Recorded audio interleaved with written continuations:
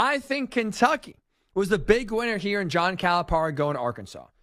They just saved themselves $33 million to get the outcome I think deep down Kentucky wanted, and I know their fans wanted, and that was John Calipari not coaching their team anymore.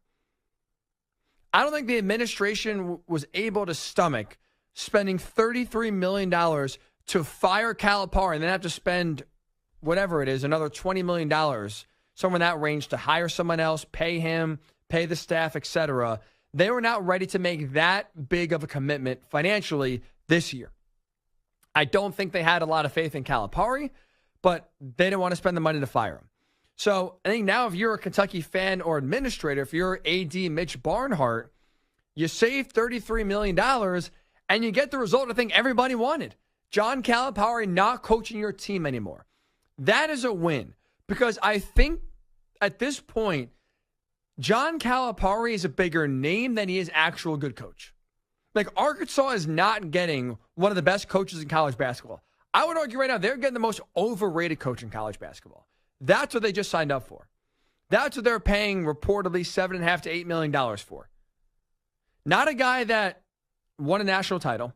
Not a guy that took Kentucky to 4 Final Fours in his first 6 years in Lexington. They're not getting that John Calipari.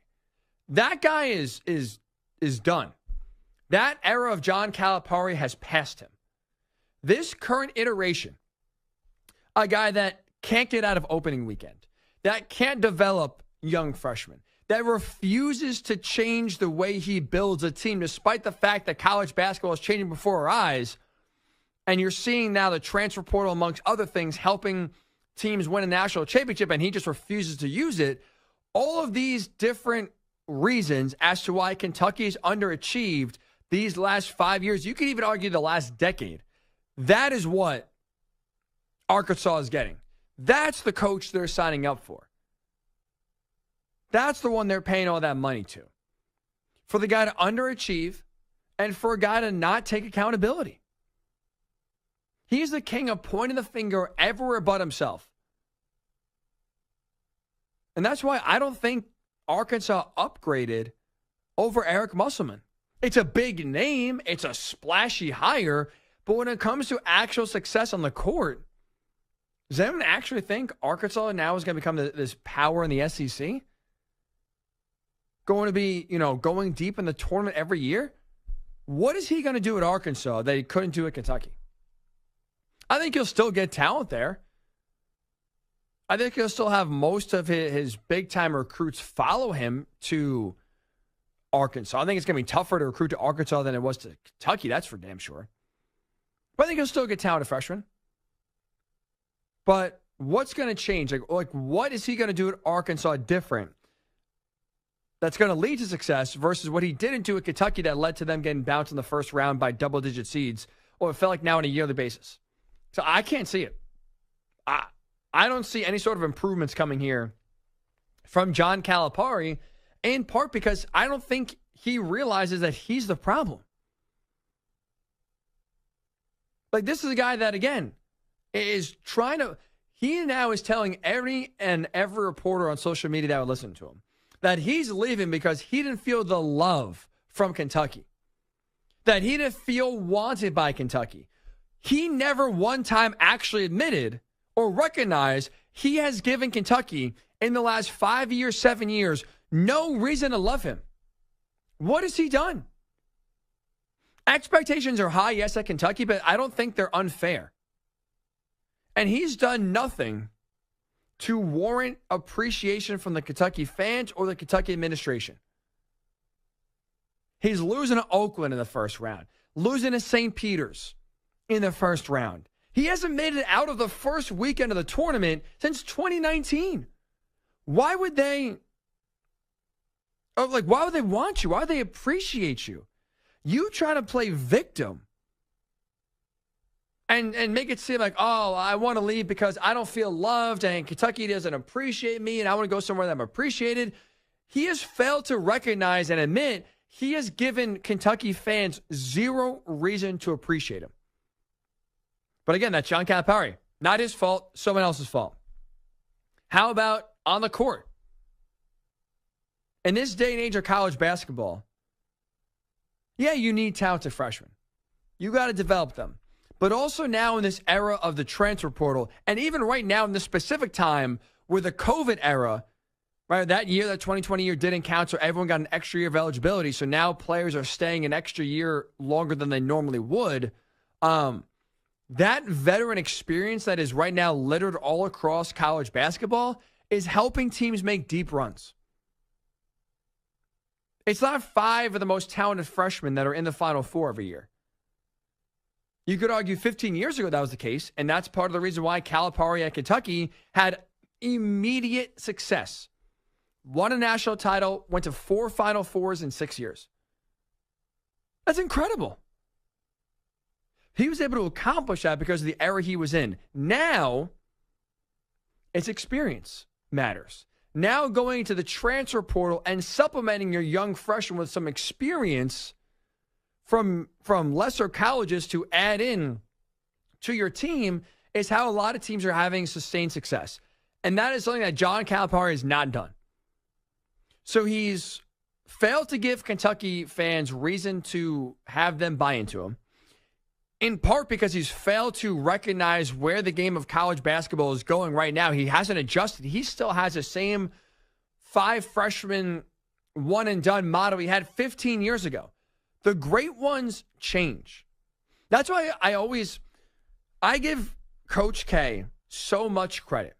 Because for forever, right, he won a ton of national titles at Duke with the Duke way, right? There was a certain player that went to Duke, right? There was not a lot of players that were going to go there for 1 year and leave. That was not the Duke way. They would more get the scrappy guy that bought into the team concept versus a top 5 talent that was going to be there for 1 year. But Coach K realized when the one-and-done era, let's say late 2010s or late 2000s, I should say, into the 2010s, when that was kind of the way college basketball was going, Coach K adjusted how he recruited. So then he started getting one-and-dones. He started getting less of those classic Duke guys that we always envision the Blue Devils having, and he shifted and pivoted to where the sport was in one-and-done and won a national title with one-and-done players.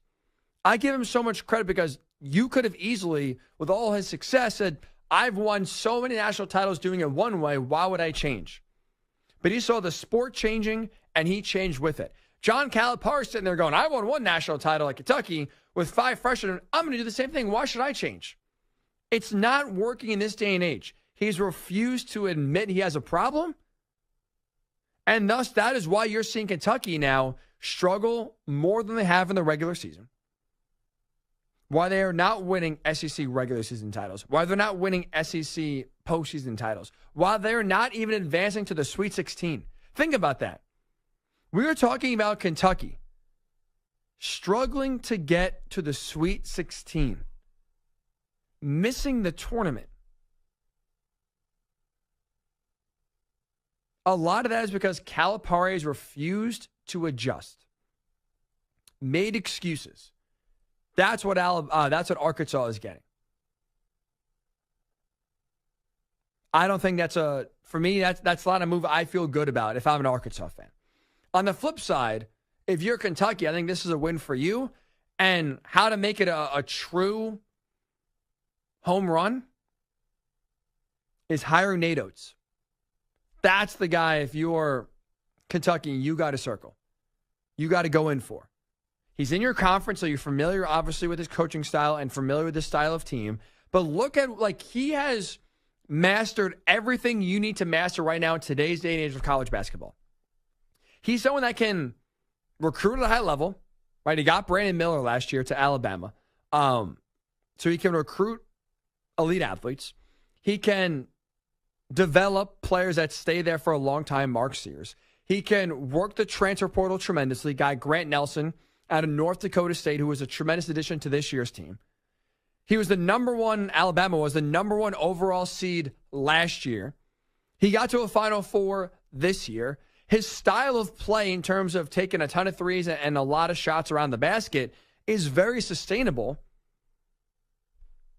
He checks every box I think you want your current head coach in today's climate to check. He's had postseason success. He's had regular season success. He's had success with young players. He's had success with experienced players. He's had success getting players in the transfer portal. Everything you need to do to ensure success in today's day and age of college basketball, Nate Oates has done. He's won at Buffalo, by the way, so he's won at a smaller school. He's won at a football school like Alabama. Now he's going to have the resources of a basketball school in Kentucky at his disposal.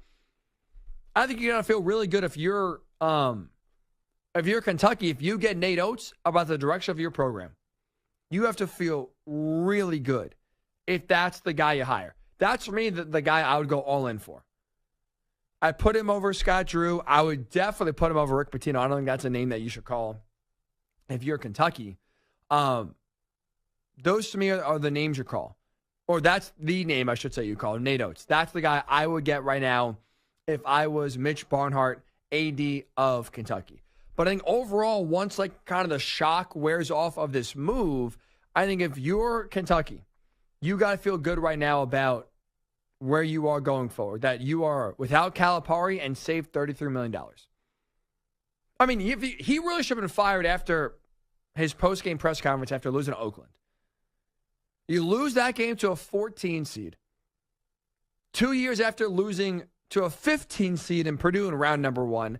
And then after the game, after declaring, by the way, to the media the week before the tournament that we are made for March. This team is built for March. You lay an egg. No disrespect, you lose to Jack Golke, who's about to, be doing your taxes next year. And then after the game, in which you peacocked around about this team being built for this time of the year, you have this press conference with CBS Sports after. Take a listen. We had some guys that didn't play the way they'd been playing all year. We did everything we could. We knew the zone would be tough, but we missed shots we don't miss. And, the preparation, I thought they were in a great, trying to keep them loose, but when the game started, you had some guys not play to the level they could play. Throwing the kids under the bus. It's not me. The preparation was great. These kids just, they weren't ready for the moment. Who's supposed to get them ready for the March Madness stage? Isn't the head coach? Especially for a young team, wouldn't you think the head coach is challenged with developing his young roster to make sure they're ready for that moment? I would say so. According to John Calipari, I guess he doesn't think so. That's not his fault. That's someone else's fault. That's the kids. They didn't play well. That's, hey, we knew the zone was coming.